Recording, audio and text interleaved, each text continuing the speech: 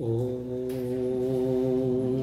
नमः शिवाय गुरवे सच्चिदानंदमूर्तये निष्प्रपंचाय शांताय निरालंबाय तेजसे विश्वं दर्पणदृश्यमाननगरी तुल्यं निजान्तर्गतम् पश्यन्नात्मनि मायया बहिर्भूतं यथा निद्रया यत्साक्षात् कुरुते प्रबोधसमये स्वात्मानमेवाद्वयं तस्मै श्रीगुरुमूर्तये नमः। श्रीदक्षिणामूर्तये जन्माद्यस्य यतोऽन्वयादितरतः चार्थेष्वभिघ्नस्वराट् तेने ब्रह्महृदाय आदिकवये मुह्यन्ति यत् तेजो वारिमृदां यथा विनिमयो यत्र त्रिसर्गो मृषा धाम्ना स्वेन सदा निरस्तकुहकम् सत्यं परं धीमहि सत्यं परं धीमहि। सच्चिदानन्दरूपाय विश्वोत्पत्त्यादिहेतवे तापत्रयविनाशाय श्रीकृष्णाय वयं नमः।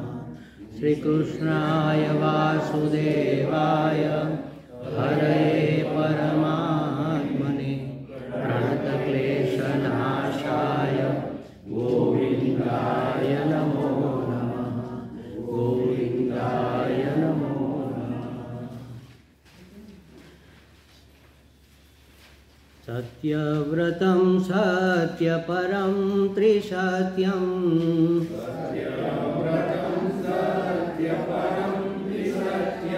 सत्यस्य योनिं निहितं च सत्ये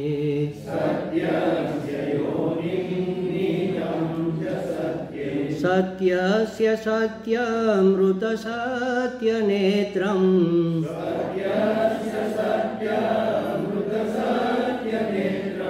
सत्यात्मकं त्वां शरणं प्रपन्नाः।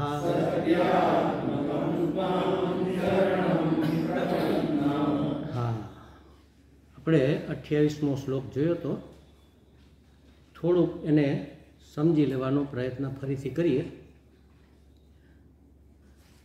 એમાં એવું કહે છે કે જેઓનું ચિત્ત શ્રી ભગવાનની માયાથી મોહિત થઈને રહેલું છે, એટલે કે અજ્ઞાનથી આવૃત થઈને રહેલું. ભગવાનની માયા શું કરે? આપણા વિવેકને ઢાંકી દે, આપણા જ્ઞાનને ઢાંકી દે, એટલે અજ્ઞાનથી આપણે આવૃત, આપણી બુદ્ધિ અજ્ઞાનથી આવૃત થઈ જાય. એટલે જે હોય એ ન દેખાય, ન હોય એ દેખાય. રજ્જુ પડેલું હોય, રસીનો ટુકડો પડેલો હોય, એમાં આપણને સાપ દેખાય. કોઈ મહાત્મા હોય તો એને તૂટેલી માળા દેખાય. કોઈ બહેનો હોય તો એને એમ થાય કે કોઈ કે પાણી આમ ઢોળ્યું લાગે છે, એટલે પાણીનો રેલો ચાલ્યો છે. કચ્છમાંથી કોઈ આવતા હોય લાગે ધરતીકંપ થયો હશે, એટલે ભૂછિદ્ર છે. એમાં કોઈ વૃદ્ધ નીકળે, લાકડી બાકડી ભાંગી ગઈ હોય, તેમ થાય કે આ વાંકી ચૂકી લાઠી પડેલી છે. અનેક જાતના વિકલ્પ એમાંથી ઉત્પન્ન થાય, પણ મૂળ વસ્તુ સમજાય નહીં. ક્યાં સુધી? જ્યાં સુધી પૂરું અજવાળું ન થાય ત્યાં સુધી. અડધું અંધારું ને બિલકુલ અંધારું હોય ને તો પ્રશ્ન નથી, તો માથે પગ દઈને હાલ્યા જાય, કંઈ દેખાય જ નહીં. અને પૂરેપૂરું અજવાળું હોય, સૂર્ય તપતો હોય બરાબર, તોય ખબર પડે કે આ તો રસીનો ટુકડો છે, તોય માથે પગ દઈને ચાલ્યા જાય. પણ અડધું હોય ને ત્યારે તકલીફ પડે. આપણા બધાનું જ્ઞાન કેવું છે? આવું અધમું એટલે ન જીવતું હોય, ન મરેલું હોય. એટલે એવી પરિસ્થિતિમાં પરમાત્માને પ્રગટ કરવાની જરૂર પડે.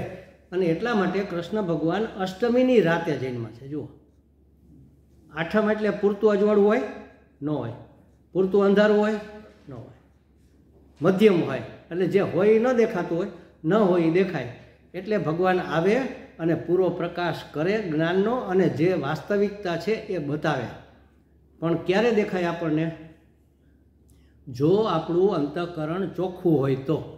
પણ અહીંયા મેં ચશ્મા પહેર્યો, ચશ્મા ઉપર જ ધૂળ જામેલી હોય તો પછી મને ગમે એવો તમે અજવાળું કરો તો એ નથી દેખાવાનું ને. મેં લાલ ચશ્મા પહેર્યા બધું લાલ જ દેખાવાનું. રે મુનિજી આજે લાલ કપડાં કેમ પહેરીને આવ્યા? અરે ભાઈ એ તો કાયમી સફેદ જ પહેરે છે, પણ મારા ચશ્મા લાલ છે એટલે મારે ચશ્મા બદલવા પડે. ચશ્મા એટલે દ્રષ્ટિ બદલવી પડે તો જગત મને સરખું સમજાય. અને એ દ્રષ્ટિ બદલવાનું કામ પરમાત્મા આપણને શીખવે, એ બદલી ન આપે. સમજો, આપણી અંદર આપણા સિવાય કોઈની તાકાત નથી કે કંઈ ફેરફાર કરી શકે. ભગવાન સ્વયં આવ્યા હતા ને, તો દુર્યોધન બદલો, રાવણ બદલો, કોઈ બદલતા નથી. આપણને એમ થાય કે જેનું સાનિધ્ય મળે ભગવાનનું તો દ્રષ્ટિ બદલી જાય.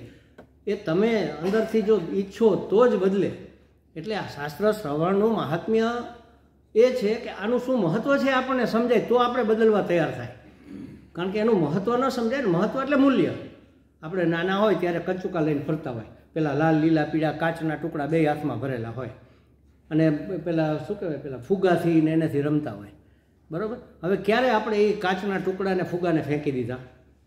કોઈ તારીખ, કોઈ વાર, કોઈ સમય, કોઈ વર્ષ, હાલો તારીખ વાર સમય ન હોય તો મહિનો ન હોય તો કંઈ, કયા વર્ષે, 6 વર્ષે, 7 વર્ષે, કશું જ યાદ ન હોય. કારણ શું કામ?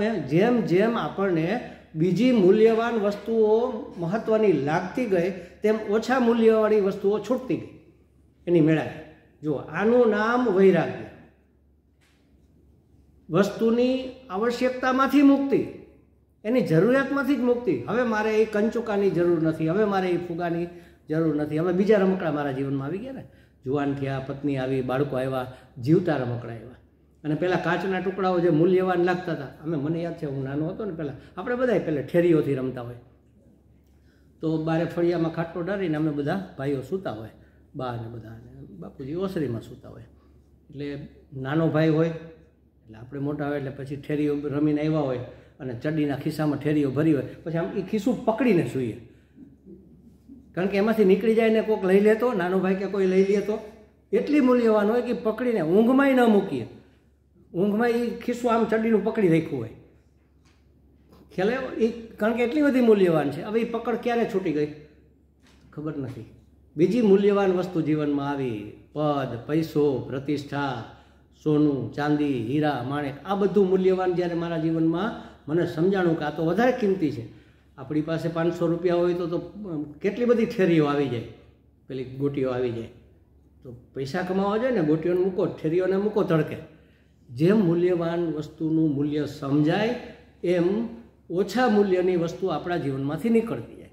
એમ મને જો સમજાય કે પરમાત્મા પ્રાપ્તિ, સ્વસ્વરૂપની પ્રાપ્તિ, અપરોક્ષ અનુભૂતિ સૌથી વધારે મહત્ત્વની છે, તો આ નાના નાના સુખના ટુકડાઓ એકત્ર કરવામાંથી આપણે મુક્ત થઈ જાય. કરવા ન પડે, થઈ જાય. માત્ર આપણે શું કરવાનું? મૂલ્ય સમજવું પડે. અને મૂલ્ય ક્યારે સમજાય? જ્યારે માયાથી મોહિત ન હોય ત્યારે. એટલે કે આપણા અંતઃકરણમાં અજ્ઞાન ભરેલું ન હોય ત્યારે. અજ્ઞાનને દૂર કરવાનો પ્રયત્ન કરવો એ જ સાધના. કંઈ પ્રાપ્ત કરવાનું ક્યાંય જઈને લેવાનું નથી. પરમાત્મા ક્યાંક બેઠો છે અને આપણે ત્યાં જઈને એને પ્રાપ્ત કરી લઈએ એવું નથી. પરમાત્મા હું પોતે જ છું, મારા અંતઃકરણમાં, મારા રોમમાં વ્યાપ્ત છે પરમાત્મા, પણ મને સમજાતું નથી, મને એની ઓળખ નથી, મને એનું મૂલ્ય નથી. જો મૂલ્ય હોય તો હું એને પકડવાનો પ્રયત્ન કરું, અને એ પકડવા માટે મારા હાથ છૂટા જોઈએ ને, ખાલી જોઈએ ને. 2 હાથે સંસારને પકડી રાખ્યો છે, એટલે આપણે છોડીએ તો પકડાય. એટલે સીધું ન છોડી શકાતું હોય તો પછી રામકૃષ્ણ પરમહંસ કહેતા એવું કરવું પડે કે તમારે સંસાર કરવો છે, કાંઈ વાંધો નહીં, એક હાથે સંસાર કરો, એક હાથે પરમાત્માને અથવા ગુરુજીને પકડી રાખો. ગુરુ પણ પરમાત્માનું જ એક અભિવ્યક્તિ છે, જ્ઞાન સ્વરૂપ. એક હાથે પરમાત્માને પકડી રાખો, એક હાથે સંસાર કરો. એટલે એક તો છૂટ્યો, એક હાથ તો છૂટો થયો સંસારથી. ધીમે ધીમે ધીમે આનું મૂલ્ય સમજાશે કે આ કાંઈ મૂલ્ય વગરનું છે, આ તો અનિત્ય છે. અનિત્ય કહે એટલે આપણે છૂટી જાય? કાંઈ વાંધો નહીં સ્વામીજી, અનિત્ય તો અનિત્ય, ઘડીક વાર તો મજા આવે છે. અનિત્યથી નથી છૂટતું. અનિત્ય બોધ થવો જોઈએ, બરાબર છે, એ બીજું સ્ટેપ છે. પહેલું સ્ટેપ શું છે? દુઃખાત્મકમ. બધા જ સુખ દુઃખાત્મક છે. હું જેની પાછળ દોડું છું, સુખ માટે, સગવડ માટે, અનુકૂળતા માટે, સલામતી માટે, સમજણ માટે, એ બધું જ દુઃખાત્મક છે. જરા વિચાર કરીએ, બેસીને શાંતિથી વિવેક કરીએ તો સમજાય કે આને તો હું સુખ માનતો હતો, આ તો દુઃખાત્મક છે. એક દુઃખી વ્યક્તિ એક અધૂરો વ્યક્તિ હોય, માનો એક અધૂરી વસ્તુમાં બીજી અધૂરી વસ્તુ ભેગી કરીએ તો એક પૂરી થાય ને એક ખાલી થઈ જાય, એવું બને એ સ્થૂળ વસ્તુમાં. પણ એક દુઃખી માણસ બીજા દુઃખી માણસ સાથે જોડાય તો દુઃખ દૂર થાય કે દુઃખ ડબલ થાય? એક યુવાન હતો, બહુ હેરાન હતો કે ભાઈ કોઈ રોટલાય ઘડે એમ નથી ને મારું કોઈ સાચવે એમ નથી, ચાલ હું લગ્ન કરી લઉં. બીજી એક બેન હતી, એ તકલીફમાં હતી, ક્યારે મને સલામતી નથી ને મારું કોઈ નથી ને એકલા એકલા તો આ જીવન કંઈ શું કહેવાય પહાડ જેવડું લાગે છે. એ બે જણાએ લગ્ન કર્યા તો એનું બેયનું દુઃખ દૂર થઈ ગયું કે ડબલ થયું? આવો જ સંસાર છે. આપણે માની લીધું છે કે આમ કરીએ તો સુખ થાય. એ આભાસ છે, એ પ્રતિભાસ છે, એટલે આપણે એને સાચું માની લીધેલું. એનો અર્થ એવો નથી કે આપણે એને ફેંકી દેવું. જે છે આપણા પ્રારબ્ધમાં, આપણા કર્મમાં જે થઈ ગયું એને સુધારી નહીં શકાય, પણ હવે પછી એને વધુ બગડતું અટકાવી શકાય સમજણ દ્વારા. એનું નામ સાધના. જેના અંતઃકરણ ભગવાનની માયાથી આવૃત છે, જે અજ્ઞાનથી મોહિત, માયાથી મોહિત છે, અજ્ઞાનથી આવૃત છે, એ લોકો પોતાની શક્તિ ગુમાવી બેઠા છે. કઈ શક્તિ? સમજવાની શક્તિ. સમજવાની કઈ શક્તિ હોય? વિવેક. એ લોકો પોતાની વિવેક શક્તિ ગુમાવી બેઠા છે. એ લોકો જ હે ભગવાન આપને અનેક રૂપે જુએ છે. વાસ્તવમાં આપ અનેક નથી, એક જ પરમાત્મા સર્જન કર્યું તો એને બ્રહ્માજી કીધા, આપણે પાલન પોષણ કરે ત્યારે એને વિષ્ણુ કીધા, એ જ પરમાત્મા જ્યારે ઉપસંહાર કરે, સંકેલો કરે ત્યારે આપણે એને રુદ્ર કીધા. એ તો પહેલી હરોળ થઈ. પછી તો એમાંથી કેટલા 2 માંથી 4 ને 4 માંથી 6 ને 6 ડબલ મલ્ટીપ્લાય થતા જાય ને. એક ભાઈને કીધું ભાઈ દરરોજ તમને હું 1 રૂપિયો, બીજે દિવસે 2, ત્રીજે દિવસે 4, એમ ડબલ આપું, એટલો તમારો મહિનાનો પગાર નોકરી કરવી છે. તો કેટલાય લોકોએ ના પાડી દીધી, ના 1 રૂપિયામાં શું વળે, એક બુદ્ધિશાળી નીકળો હા કરવી છે. તમે હિસાબ કરજો, કરોડો રૂપિયા થાય. કારણ કે જેથી 50 થાય તેથી સીધા 100 થઈ જાય ને, અને 50,000 થાય તેથી સીધા 1 કરોડ થઈ જાય. એટલે આ મલ્ટિફિકેશન થતું જાય. પહેલાં 3, પછી એના કેટલા બધા અવતારો થયા, અને અવતારોમાંથી કેટલી બધી વિભૂતિઓ, અને વિભૂતિમાંથી આપણે બધી પ્રભૂતિઓ. આ બધું જ ભગવાન છે ખરેખર તો. પણ અનેક રૂપે કોણ જોવે? જેનું અંતઃકરણ અજ્ઞાનથી આવૃત છે તે. પણ ન વિપશ્ચિત એવો શબ્દ એકામાં આવ્યો. જો ન વિપશ્ચિત તત્વજ્ઞાની, વિપશ્ચિત એટલે તત્વજ્ઞાની, અનેક રૂપે જોતા નથી. એ મૂળમાં જોવે છે નહીં, આ તો એક જ છે અને એકની જ આ બધી શાખાઓ છે. એક જ થળ, એક જ બીજ. એ થળ બનીને નીકળું ને પછી એમાંથી 2 ડાળી, 2 માંથી 4 ડાળી, 4 માંથી 8 ડાળી, અને પછી કેટલી બધી નાની નાની ડાળીઓ ને પાંદડા ને પાંખડા ફૂલ ને બધું નીકળી પડ્યું ને, આખું ઘેઘૂર વડલો થઈ ગયો. કેટલી વળવાયો નીકળી, પણ થળ તો એક જ, બીજ તો એક જ છે.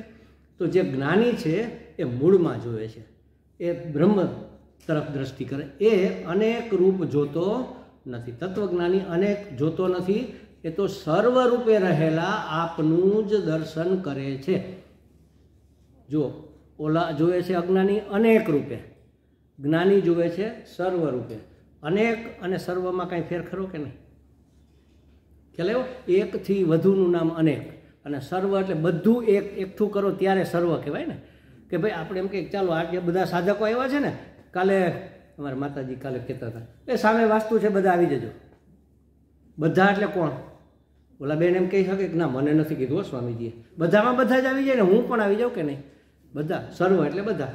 તો બધામાં એકને જુએ અને અનેકને જુએ. આટલો દ્રષ્ટિનો ભેદ છે. જુઓ, જે અજ્ઞાની છે એ અનેક રૂપે, હે ભગવાન આપને અનેક રૂપે જોવે છે, અને જે જ્ઞાની છે, તત્વજ્ઞાની છે, એ આપને સર્વરૂપે જુએ છે. શું કરે છે? આપનું સર્વરૂપે દર્શન કરે છે.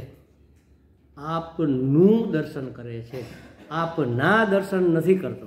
જો કાલે આપણે આ વસ્તુની ચર્ચા કરી હતી, આ ખાસ ધ્યાનમાં રાખ. આપનું દર્શન એટલે સમજણ. અહીંયા દર્શનનો અર્થ થાય સમજણ. એ આપને સમજે છે, ઓળખી જાય છે ટૂંકમાં, કે આ તો ભગવાન છે, આ સ્વરૂપે ભગવાન છે, આ સ્વરૂપે પરમાત્મા છે, આ સ્વરૂપે પરમાત્મા છે. દરેક સ્વરૂપે પરમાત્માને એ ઓળખી જાય છે. વાસુદેવ સર્વમિતિ, એને બધે જ વાસુદેવ દેખાય છે. પણ સ મહાત્મા સદુર્લભ, એવો મહાત્મા તો બહુ દુર્લભ હોય છે. જ્ઞાની હોય એને જ આ બધું દેખાય. સર્વમ ખલવિદમ બ્રહ્મ, જે છે એ બધું બ્રહ્મ છે. હા સ્વામી સમજાઈ ગયું, જે છે એ બધું બ્રહ્મ છે. શું સમજાઈ ગયું? આ બ્રહ્મ, આ બ્રહ્મ, આ બ્રહ્મ. તું ના સર્વ બધું, બધામાં તું નથી આવી જતું? બધું બ્રહ્મ, પણ હું હજી, કારણ કે હું તો મને ઓળખું ને કે અંદરથી હું છું એમ. એટલે હું બ્રહ્મ કેવી રીતે, આવો હું બ્રહ્મ કેવી રીતે હોય? જેવું છે એવું બ્રહ્મ છે, એની જ લીલા છે. એક અભિનેતા હોય એ વિલનનો રોલ ભજવે તો એ દુષ્ટ થોડો થઈ જાય, એ તો રોલ છે એનો. એવું મેં સાંભળેલું પહેલાં જૂના જમાનામાં પહેલાં હતા ને વિલન, શું નામ, પ્રાણ, ભયંકર વિલન હતા. લોકો થિયેટરમાં એને ગાળો દેતા અને ચપ્પલ ફેંકતા, પથરાઓ મારતા. અને વાસ્તવિક જીવનમાં એટલો બધો સજ્જન માણસ હતો, કેટલા લોકોને મદદ કરતો ખૂબ. એટલે એવા અત્યારે હશે, ઘણા બધા છે જ ખરા, પણ એ તો એનો અભિનય હતો ને માત્ર. એમ તો પરમાત્મા જ પોતે દુષ્ટનો અને ઇષ્ટનો બે રોલ એ જ ભજવે છે. એટલે આપણે જો દુષ્ટ આપણી જાતને માનતા હોય, અંદર આપણી દુષ્ટતા આપણને દેખાતી હોય, તો એ સ્વરૂપે એ પરમાત્માએ લીધેલો વેશ છે. તમને એ ન ગમતો હોય તો વેશ બદલી નાખો ને. તમને આ વેશ નથી ગમતો તો બદલી નાખો. એ આપણા હાથની અંદર છે વેશ બદલવું હોય. મારી દુષ્ટતાનું નિવારણ કરી અને ઇષ્ટતાને પ્રાપ્ત કરવી મારા હાથની વાત છે. આવશે આગળ તો કહે છે કે આવા આપનું દર્શન કરે છે, આપની સમજણ પ્રાપ્ત કરે છે. પછી 30મા શ્લોકને આપણે લીધો નથી, પણ એને સમજી લઈએ. એમાં નથી લીધો, આપણે વાંચવામાં નથી લીધો, કારણ કે એમાં બહુ વિસ્તાર કરી શકાય એવું નથી, સામાન્ય વસ્તુ છે, પણ તોય સમજવા જેવી છે. હે કમલ નયન, કોઈક વિરલ વિવેકી જન સમસ્ત પ્રાણી પદાર્થ પરિસ્થિતિના આશ્રય રૂપ આપના સ્વરૂપમાં પૂરી એકાગ્રતાથી પોતાનું ચિત્ત સ્થાપી શકે છે. જો આ વાક્ય સમજવા જેવું. એક તો સૌથી પહેલાં આપણે કાલે વાત થઈ એમ કમલ નયન, ભગવાનને કાં કમલ નયન કહી, કાં એના ચરણારવિંદ કહી. તો કમળ સાથે શું કામે આપણે એને સરખાવીએ? કમળ જેવા કોમળ છે એ તો બરાબર, એવા રૂજુ છે એ પણ બરાબર છે, એની ના નથી. પણ ઘણાના ચરણ કમળ જેવા કોમળ હોય, એમ એના જ હોય એવું નથી. કંસના કદાચ હોય, કારણ કે રાજા છે એને ક્યાં નીચે ખુલ્લામાં પગ મૂકવાનો છે કે એને કાંટા કાંકરા વાગે? એનાય કમળ જેવા કોમળ હશે, પણ એને આપણે કમલ નયન કે કમળ ચરણ કમળ નથી કહેતા. ભગવાનને શું કામ કહી છે? એની પાછળનું કારણ એ છે કે કમળ છે એ અસંગ છે. એના ઉપર પાણીનું ટીપું પડે ને તોય ચોટે નહીં, એ ભીનું નથી થતું. તો ભગવાનના નયન કમળ સમાન છે, એટલે રાગ દ્વેષ રહિત છે, અસંગ છે. એટલે શું એનો અર્થ? કમળ નયન એમ કીધું એનો અર્થ એવો કે સજ્જન અને ભક્તોને તો આપ કૃપા કરીને તમારા ખોળામાં લો છો, પણ તમે તો કમલ નયન છો, તો અમારા જેવા દુષ્ટ નહીં લ્યો. કારણ કે તમારી નજરમાં નયન એટલે દ્રષ્ટિ, તમારી દ્રષ્ટિમાં રાગ દ્વેષ કે ભેદભાવ તો છે નહીં. એને જ શુદ્ધ, એને જ અસંગ, એને રાગ દ્વેષ રહિત કહેવાય ને. તો જ્યારે કમલ નયન કે ત્યારે રાગ દ્વેષ રાહિત્ય, પક્ષપાત રાહિત્યવાળા, એવી દ્રષ્ટિવાળા પરમાત્મા, એમ સમજવાનું.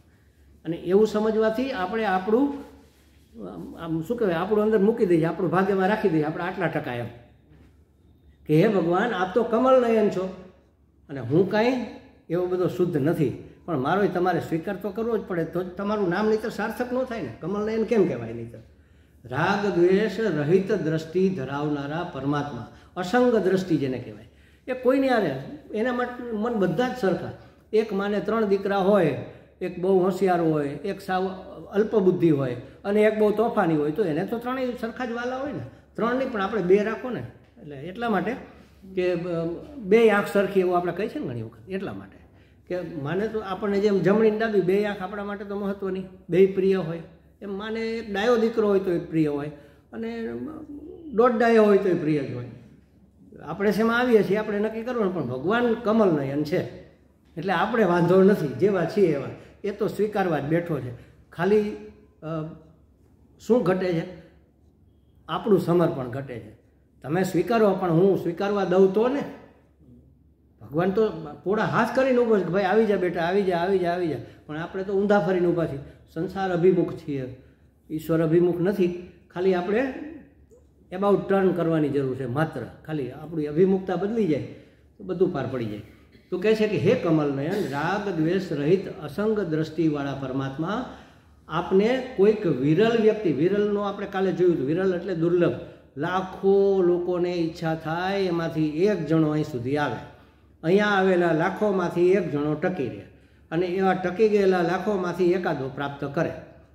કારણ કે બહુનામ જન્મનામ અંતે જ્ઞાનવાન મનુષ્ય આપણે પ્રાપ્ત કરે છે, આવું ગીતાજીમાં કીધું. બહુનામ જન્મના, ઘણા જન્મો પછી, એટલે ઘણો બધો પ્રયત્ન કર્યા પછી, ઘણું બધું ચોખ્ખું કર્યા પછી આપણે નિરાશ થવાની જરૂર નથી. એમ થાય કે ઓહો હજી તો કેટલા જન્મ થશે ત્યાં મળશે. આ જન્મે મોકો છે, કારણ કે 84 લાખ જન્મો લઈને આપણે અહીંયા આવ્યા છીએ, એટલે ઘણા બધા જન્મો થઈ જ ગયા છે. પણ આ મનુષ્ય જન્મ એક જ એવો જન્મ છે જે મુક્તિનું દ્વાર છે. ત્યાં રામદાસમાં મેં કદાચ આ વાત કરેલી, અહીંયા તમને કહું કે એક નગર શેઠ રાજાને બહુ પ્રિય હતા, અને પછી એક જણો પ્રિય હોય એટલે બાકીના તો એના ઈર્ષા કરવાવાળા હોય જ, ઈર્ષાળું. એટલે કંઈક વાંકમાં આવ્યા બરોબર, કોઈ દિવસ વાંકમાં ન, કંઈક ભૂલ થઈ ગઈ એટલે ઓલા બધા ચડી બેઠા કે રાજા હવે તમે ન્યાય કરો, એને સજા થવી જ જોઈએ, બધાને તમે કરો તો એને થવી જોઈએ. હાલો હવે લાગમાં આવ્યો, બરોબર શેઠિયો લાગમાં આવ્યો, બધાને એમ થતું હતું. તો રાજા કે સારું, સજા તો કરવી જ પડશે, ન્યાય પ્રિય હતા. તો જૂનો કિલ્લો હતો એનો, એ ખાલી પડ્યો હતો, અંદર હવે વસવાટ નહોતો, એને નવું નગર વસાવી લીધું હતું, ખંડેર બધું. અને ફરતી બાજુ કિલ્લાને દરવાજા હતા 84 દરવાજા, બધાને તાળા મારેલા હતા. એ કે આને એમાં પૂરી દો, અને 2 સૈનિકોને ખુલ્લી તલવાર સાથે એની સાથે રાખો, આંખે પાટા બાંધી દો, એક દરવાજો ખુલ્લો રાખો. એ જ્યાં સુધી આટા મારી મારીને એક દરવાજાથી નીકળી ન જાય ત્યાં સુધીની એની સજા. જો તરત નીકળી જતો હોય તો એના નસીબ. એટલે ઓલા ભાઈને એમ થયું કે હું તો વિદ્વાન છું, એટલે બુદ્ધિશાળી હોય ને વાણિયા, તો નગર શેઠ હોય તો બુદ્ધિશાળી હોય. એ કે આમ દિવાલને હાથ અડાડતો જઈશ, જેવો દરવાજો આવે એટલે જોવે તાળું છે, તો કે આ છે, હાલો આગળ. હાથ અડાડતા અડાડતા આમાં છે તાળું છે, આમાં આમાંય છે, આમાં આમાંય છે, આમાં આમાંય છે. ખુલ્લો દરવાજો આવ્યો ને ત્યારે બરોબર એને ખજવાળ આવી. એ ખજવાળવા ગયો ને દરવાજો વયો ગયો. આપણને મનુષ્ય જન્મ મળ્યો છે એ ખુલ્લો દરવાજો છે, પણ વિષયોની ખજવાળમાં પડ્યા છીએ એટલે વિષય વાસના જ આપણી મુક્તિમાં બાધારૂપ છે. વિષય એટલે વિષયો, બધા જ વિષય, બધા જ પદાર્થ. પદાર્થ શબ્દ તમને ખ્યાલ છે ને? પદનો અર્થ મેં પહેલા દિવસે કીધું હતું, રૂમાલ. રૂમાલ આ શબ્દ છે, આ પદ છે. રૂમાલ આપણે નજર સામે આવે ને, રૂ લખેલું છે, માં લખેલું છે, રૂમાલ આ પદ છે, એનો આ અર્થ છે, આ વસ્તુ એનો અર્થ છે. એટલે બધા જ પદાર્થ મને આકર્ષે છે, મારી ઇન્દ્રિયોને આકર્ષે છે, એની ખજવાળને હિસાબે આપણે આ દરવાજો ચૂકી જઈએ છીએ. આ મુક્તિનું દ્વાર છે. ધારીએ તો આજે અત્યારે અને અહીંયા જ મુક્ત થઈ શકાય. ઘણા એવી ઘટનાઓ, જો કે પૂર્વના બધું ઘણું બધું કરીને આવેલા હોય તો જ થાય આવું, ખાલી જરાક માટે અટકેલું હોય. રમણ મહર્ષિ જેવું પેલા નથી કહેતા, સમય વર્તે સાવધાન, લગ્ન થતા હતા, સમય વર્તે સાવધાન. હા, તો કોઈ મહાત્મા પૂર્વજન્મના હશે, એ સાવધાન થઈ ગયા કે એલા બચો, ઠેકડો મારીને ભાગ્યા, નીકળી ગયા, સાધુ બની ગયા અને મુક્ત થઈ ગયા. એક ગામના છેડે એક નાનું એવું ઝૂંપડા જેવું, ભાંગલ જેવું ઘર, અને વિધવા માનો એક દીકરો, અને એ સૂતો હતો, અને સવાર પડવા આવી ગયું હતું, ભડકણું થઈ ગયું હતું, શું કહેવાય, પ્રભાત, એ ઉજાસ થઈ ગયો હતો જરા, મોસું જૂનો. એટલે ઉઠાડતી હતી મા એને કે બેટા ઉઠો, મારા રાજા બેટા. આપણે દરેક દીકરા માને માટે તો રાજા જ હોય ને, રાજા બેટા જ કહેતા હોય. એમાં ખરેખર એક રાજાભાઈ કરીને ત્યાંથી નીકળ્યા. રાજા બેટા ઉઠો, સવાર પડી ગયું, હવે કેટલુંક સૂવું છે, હવે સમય નથી હો, તમે ઉઠો, સમય ચૂકી જશો. અને ઓલાને લાઈટ થઈ ગઈ, પાછો ન આવ્યો, નીકળો તો ગામને નદીએ નાહવા માટે, નાહીને નીકળી ગયો સીધો. એને એમ કે આ તો મને જ જગાડે છે. એમ આવા જાગનાર તો બહુ ઓછા હોય. એટલે કહે છે કે આજે અહીં અને અત્યારે જ મુક્ત થવું હોય તો થઈ શકાય, કારણ કે આ મુક્તિનું દ્વાર છે. મનુષ્ય જન્મ મુક્તિનું દ્વાર છે. તો કહે છે કે હે કમલ નયન, હે રાગ દ્વેષ રહિતની દ્રષ્ટિવાળા પરમાત્મા, સમત્વવાળા પરમાત્મા. સમત્વ શબ્દ બહુ મહત્વનો છે. મને કોઈ પૂછે ને કે ભાઈ આખા ગીતાજી, એટલે ગીતાજી એટલે બધું જગતના તમામ આધ્યાત્મિક સાહિત્ય, ઇવન ઉપનિષદ સહિત નષ્ટ થઈ જાય, ખાલી એક ગીતાજી બચી જાય ને તો કંઈ આપણે ગુમાવ્યું નથી.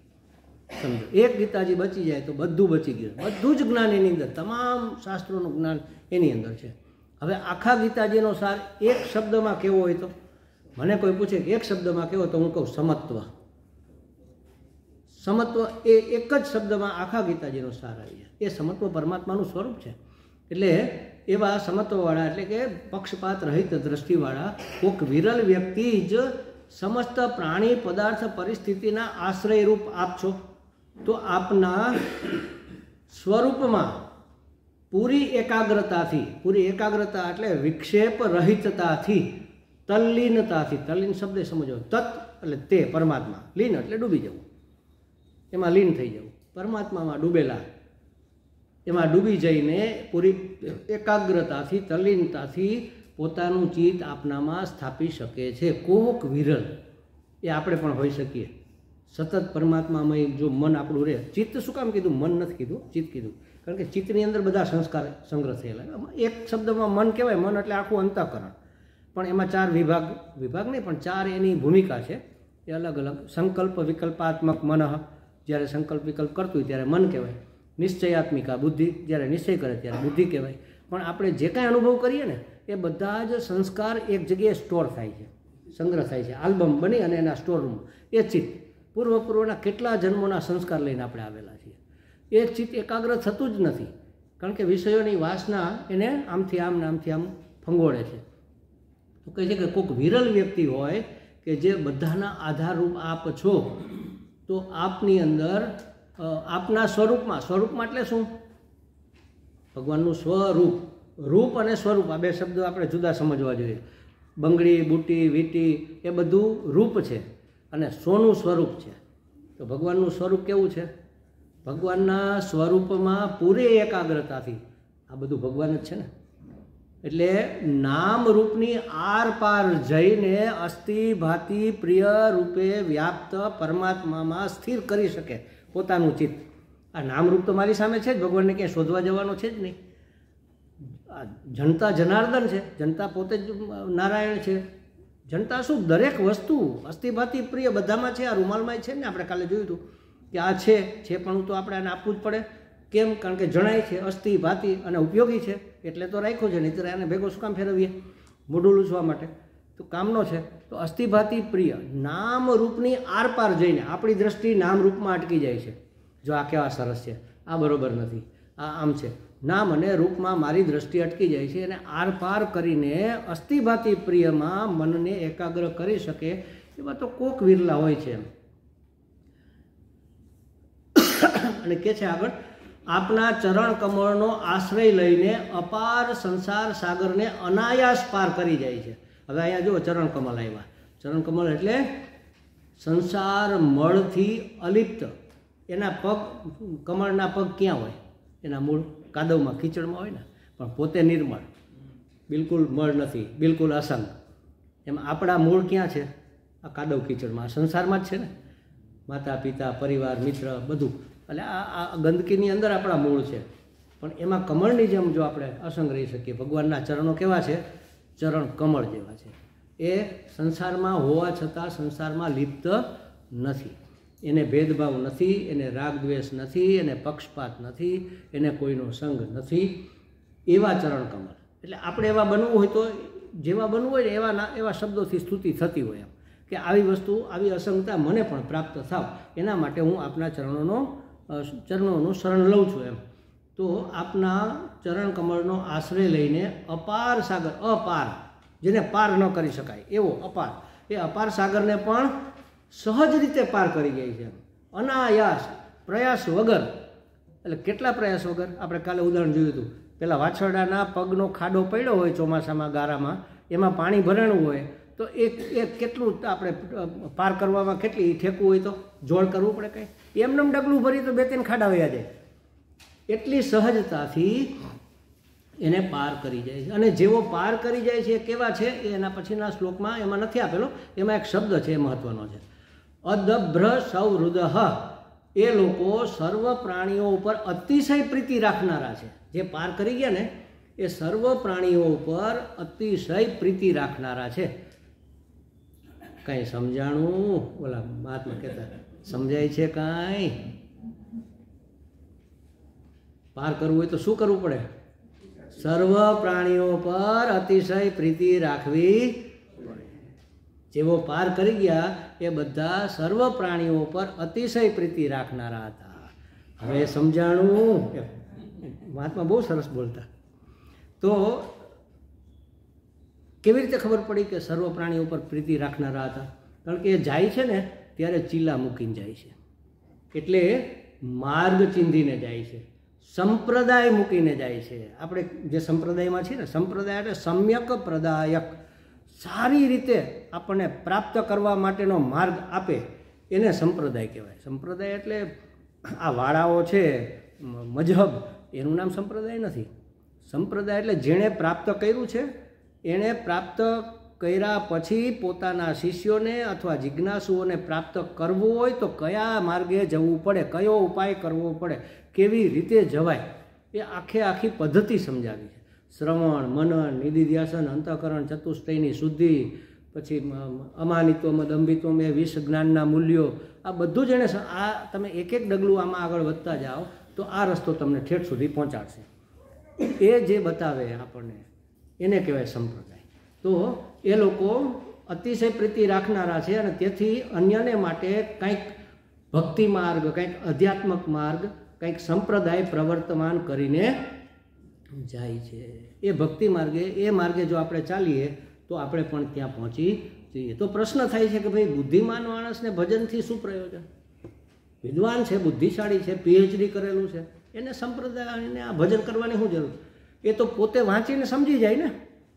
એ તો ગ્રંથ વાંચશે અને સમજી જશે અને મુક્ત થઈ જશે, જ્ઞાન પ્રાપ્ત કરી લેશે. જ્ઞાન તો ગ્રંથોમાં જ ભરેલું છે, બધા ઉપનિષદોમાં જ્ઞાન ભરેલું જ છે ને. વેદાંતની અંદર, બ્રહ્મસૂત્રની અંદર જ્ઞાન ભરેલું જ છે. અને ગીતાજી તો સાવ સુલભ છે.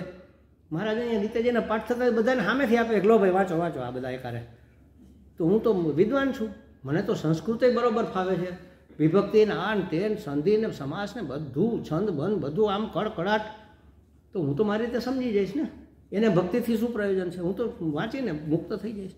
શંકરાચાર્યજી મહારાજે કીધું કે ગમે તેવો વિદ્વાન હોય તો પણ એણે પોતાની રીતે અર્થઘટન કરવું નહીં, નહીંતર ઉલટાનો ગૂંચવાશે. કારણ કે અંતઃકરણ શુદ્ધ ન હોય ને ત્યાં સુધી યથાર્થ સમજણ આવે નહીં. કેટલાય એવા શબ્દો આપણે આ 5 દિવસમાં તમને સમજણા હશે કે જે પહેલાં નહોતા સમજતા આપણે. એ શબ્દો આપણા જીવનમાં આવતા જ હતા ને. પદાર્થ શબ્દ કેટલી વખત આવ્યો હશે? આપણે ક્યારે સમજ્યા કે આ પદનો અર્થ છે? આ નથી સમજાતો. એ સંપ્રદાય વિત આપણા કોઈ મહાત્મા અહીંયા બેસીને આપણને સમજાવે, આપણે આમ ખુલાસો. ઇંગ્લિશ કેને નથી વાંચતા આવડતું? ચાલો વિદ્વાનો ઇંગ્લિશ વાંચતા તો આવડતું જોઈએ ને.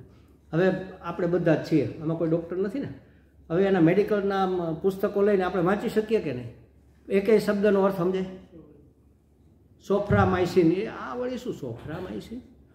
વાંચતા આવડે, એનો ઉચ્ચારણ કરતા આવડે, પણ એ શું કામ કરે, કેને કહેવાય સોફ્રામાઇસિન, એમાં શેનું કોમ્બિનેશન હોય, એટલે એની પરંપરાના અમુક એના પ્રોપર શબ્દો હોય. એવી રીતે આપણા વેદાંતના, આ વિજ્ઞાનના, અધ્યાત્મ વિજ્ઞાનના અમુક પારિભાષિક શબ્દો હોય, એનો અર્થ આપણે જેવો બીજે કરતા હોય એવો આમાં નથી થતો હોતો, એમાં જુદો અર્થ થતો હોય છે. એ સંપ્રદાયમાંથી આપણને પ્રાપ્ત થાય. એટલે ગમે તેવો વિદ્વાન હોય તો પણ એને નહીં સમજાય, કારણ કે અશુદ્ધ બુદ્ધિ યથાર્થ દર્શન પ્રગટ કરી શકતી નથી. અશુદ્ધ બુદ્ધિ યથાર્થ દર્શન એટલે સમજણ, યથાર્થ એટલે વાસ્તવિક સમજણ અભિવ્યક્ત કરી શકતી નથી. કેવી બુદ્ધિ? અશુદ્ધ બુદ્ધિ. અશુદ્ધ એટલે